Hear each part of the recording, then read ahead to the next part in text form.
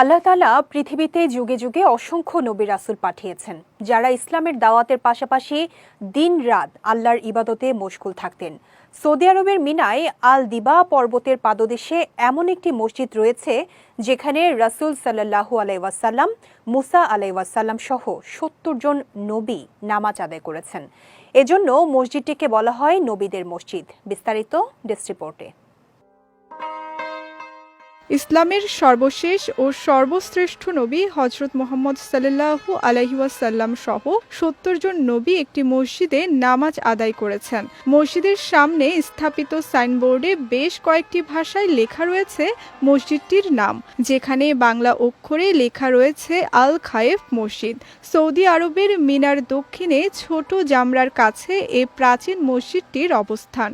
রাসূল সাল্লাল্লাহু আলাইহি ওয়াসাল্লাম মিনায় অবস্থানকালে এ মসজিদে নামাজ আদায় করতেন। বিদায় হজের সময় নবীজি মসজিদে খায়েফে নামাজ পড়েছেন। এই মসজিদের অনেক ফজিলত হাদিস ও ইতিহাসের গ্রন্থসমূহে উল্লেখ রয়েছে। ঐতিহাসিক বর্ণনায় এসেছে এই মসজিদের দৈর্ঘ্য ছিল ১২০ মিটার এবং প্রস্থ ৫৫ মিটার। সে হিসাবে এটি ছিল ওই সময় আরব অঞ্চলের সবচেয়ে বড় মসজিদ। এমনকি তখন মসজিদে হারামের চেয়েও বড় ছিল এই মসজিদের আয়তন। ৮৭৪ হিজরিতে মিশরের মামলুকি সুলতান কাইতবাহ আল খায়েফ মসজিদ পুনর্নির্মাণ করেন।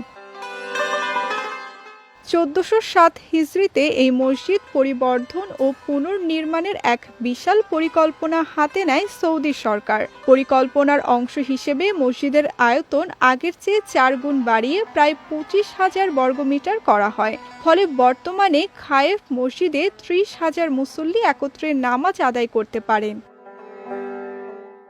খায়েফ মসজিদ হচ্ছে মক্কার কাফেরদের বিরুদ্ধে মুসলমানদের বিজয়ের এক স্মৃতিচিহ্ন। ৫ম হিজরিতে ইহুদিদের প্ররোচনায় মক্কার কাফেররা মদিনায় হামলা করার সিদ্ধান্ত নেয়।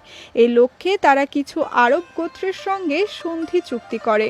এই সন্ধি চুক্তি করার জন্য মক্কার কাফেররা যে স্থানটি বেছে নেয়, পরে সেখানেই খায়েফ মসজিদ নির্মিত হয়। মূলত মুসলমানদের বিরুদ্ধে কাফের গোত্রগুলোর ঐক্যের ব্যর্থতার নিদর্শন হিসেবে দাঁড়িয়ে মসজিদটি প্রতিনিয়ত জানান দিচ্ছে ইসলামের বিজয়গাথা ইতিহাসকে।